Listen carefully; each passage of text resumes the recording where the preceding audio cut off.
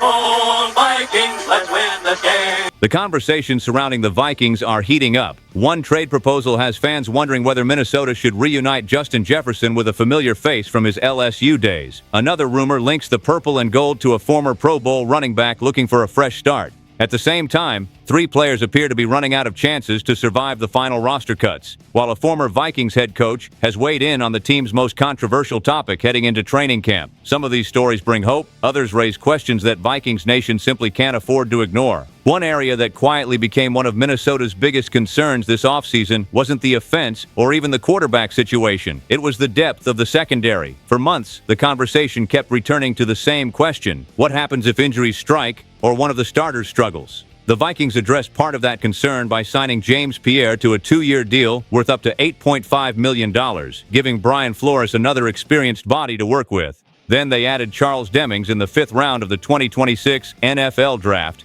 and there's already optimism that the rookie could earn the CB4 role once training camp begins. That makes the room healthier, but not necessarily complete. Bleacher Report's Mo Motan recently suggested the Vikings should explore trading a late 2027 draft pick to the Kansas City Chiefs for cornerback Kristian Fulton, a name with an intriguing connection to the face of this franchise. It isn't the kind of blockbuster move that dominates national headlines, but it makes plenty of football sense. Fulton has started 53 NFL games and would immediately become one of the more experienced corners on Minnesota's roster outside of Byron Murphy Jr. Moton pointed out that Murphy is expected to spend time inside covering the slot, while Isaiah Rodgers and James Pierre are projected to handle major responsibilities on the outside despite questions surrounding both players. Rodgers had a respectable 2025 season, allowing an 88.2 passer rating in coverage, while Pierre has only started 13 games during his NFL career. Fulton allowed an 81.7 passer rating in limited action last season despite appearing in only 8 games. With Kansas City's cornerback room becoming increasingly crowded, Minnesota could have an opportunity to acquire him without paying a premium. Adding to the appeal, Fulton was teammates with Justin Jefferson at LSU during one of the greatest college football seasons we've ever seen.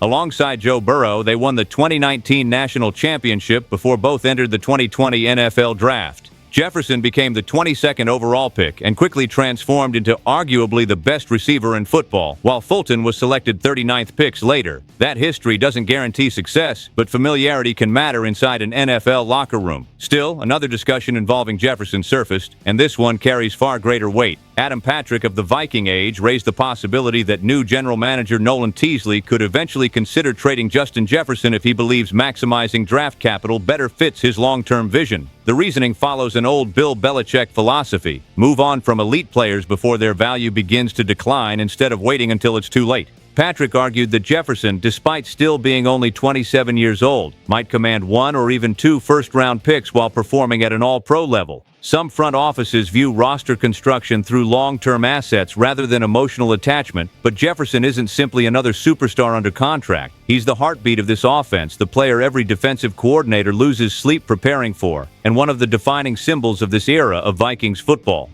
Trading him might create draft flexibility, but it would risk removing the emotional identity of the franchise.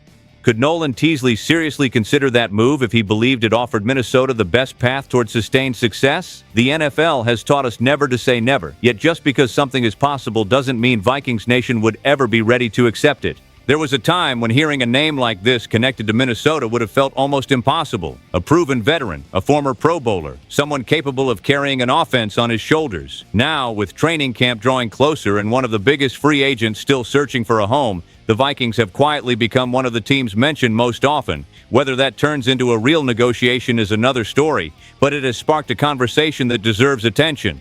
Joe Mixon remains on the market after being released by the Houston Texans following an incredibly frustrating year.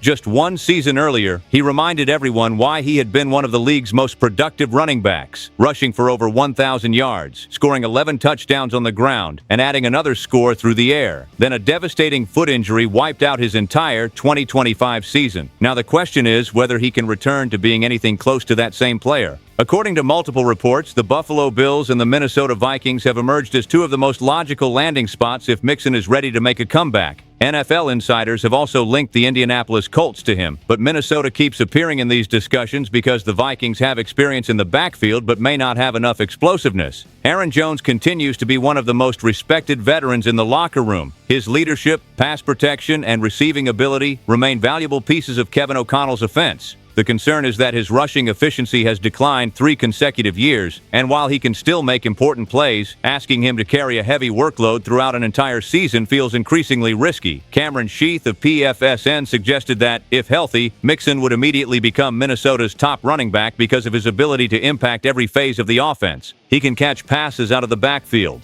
run with power between the tackles, finish drives near the goal line, and force defenses to respect the running game.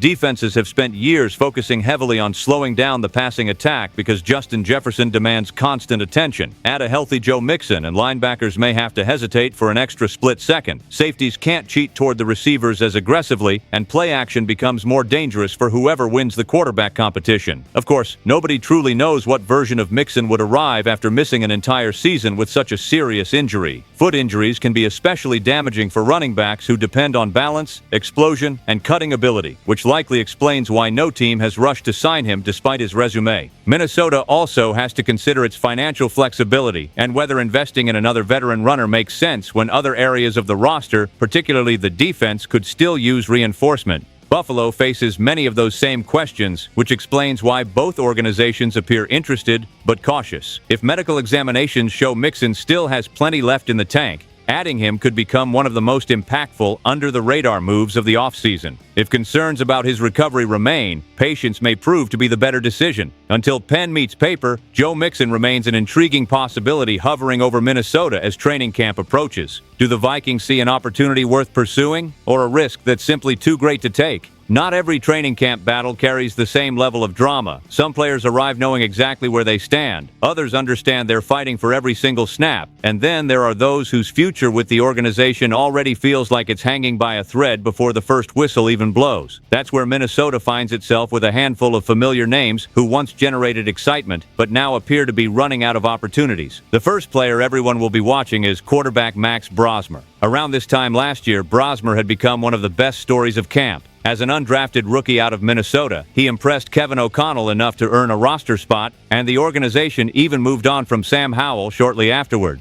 Fans started dreaming about another unbelievable underdog story. Some jokingly called him Purple Purdy, hoping lightning might strike twice. But when Brosmer received his first NFL start against Seattle, the moment proved overwhelming. 4 interceptions immediately cooled the excitement surrounding his development. Even his Christmas victory over Detroit failed to erase concerns after he completed only 9 passes for 51 yards while taking 7 sacks. Those performances didn't necessarily erase the coaching staff's belief in his long-term potential, but they changed his path forward. According to reports, Minnesota still values Brosmer, yet the numbers don't work in his favor, with Kyler Murray and J.J. McCarthy battling for the starting job and Carson Wentz returning as the experienced veteran presence. Keeping 4 quarterbacks on the active roster feels increasingly unlikely. Unless something unexpected happens before roster cuts, the practice squad may be his only realistic destination if the Vikings can prevent another team from claiming him first. The situation isn't much brighter for defensive tackle Taki Taimani. A serious ankle injury altered his trajectory during his rookie season. Before that setback, his Pro Football Focus grades against the run, and as a tackler suggested, he could develop into a valuable rotational defender, despite limited opportunities. Unfortunately for Taimani, the Vikings have continued adding talent around him. Caleb Banks arrived as a first-round draft pick expected to make an immediate impact, and Dominique Orange followed in the 3rd round.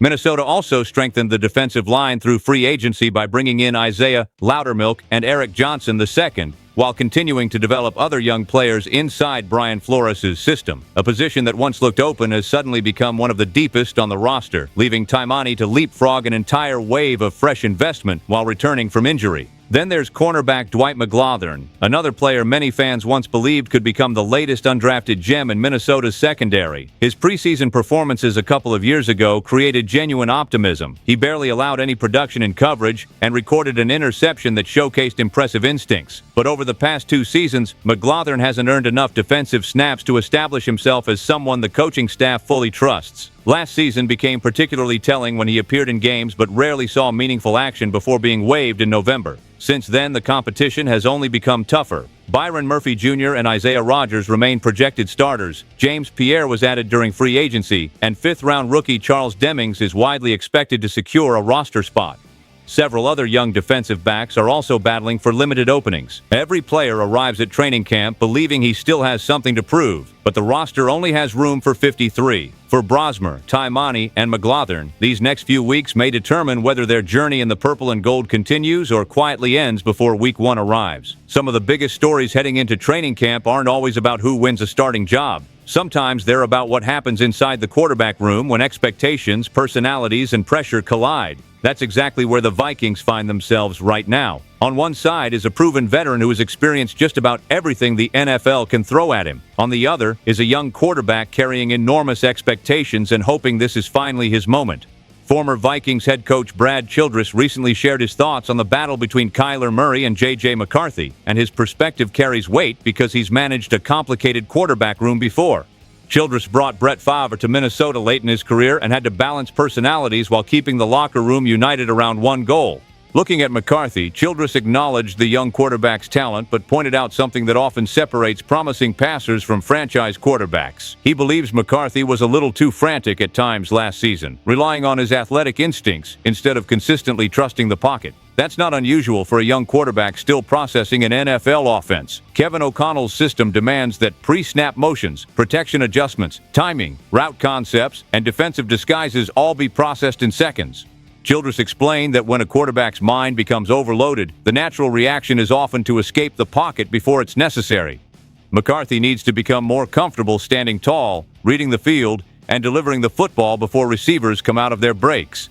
Anticipation, not reaction, is what separates good quarterbacks from great ones in today's NFL. But Childress made it clear that the same expectation applies to Kyler Murray. Everyone knows Murray possesses one of the strongest arms in football and the athletic ability to change a game with his legs. The challenge is resisting the temptation to rely on that athleticism too often. O'Connell's offense thrives when the quarterback stays disciplined, trusts the structure of the play, and delivers the ball with timing. That's what makes this competition so fascinating. It isn't about who possesses more physical talent. It's about who can consistently operate the offense the way O'Connell wants it run when the pressure is highest. Childress also highlighted another factor Vikings fans shouldn't overlook: Carson Wentz. While Murray and McCarthy compete for the starting role, Wentz could become one of the most valuable people in the quarterback room. An experienced veteran who understands multiple systems can stabilize the group, provided everyone is willing to help one another instead of allowing competition to create division. According to Childress, leadership inside that room can have a tremendous impact on the entire team. And as if the quarterback battle didn't provide enough intrigue, another storyline is developing on the defensive side of the ball. First-round pick Caleb Banks is still working his way back after suffering a broken foot during the NFL Combine, but the Vikings reportedly believe he has everything needed to win a starting defensive end job once healthy. Those are high expectations for a rookie, and they reveal how much confidence Minnesota has in his talent. That optimism, however, comes with one important condition: he has to get back on the practice field. If Banks is fully healthy when camp opens, Brian Flores could be adding another explosive piece to an already aggressive defense. If his recovery takes longer than expected, concern will naturally begin to grow. This training camp isn't merely about naming starters. It's about discovering whether this roster is truly prepared to take the next step. And as Vikings Nation knows better than anyone, sometimes the smallest developments in July end up shaping everything that happens once the games begin. No matter how many rumors, position battles, or difficult roster decisions unfold over the next few weeks, one thing never changes. Every training camp brings a new wave of hope, and that's what makes being part of Vikings Nation so special. Fans have celebrated unforgettable moments, survived heartbreaking seasons, and somehow keep believing the next chapter could finally be the one they've been waiting for. Now, I want to hear from you. Which story today do you think will have the biggest impact on the Vikings this season? Let me know in the comments, because those conversations are what make this community great. Until next time, keep believing, keep supporting the purple and gold, and as always, stay tuned. Skol Vikings, let's go.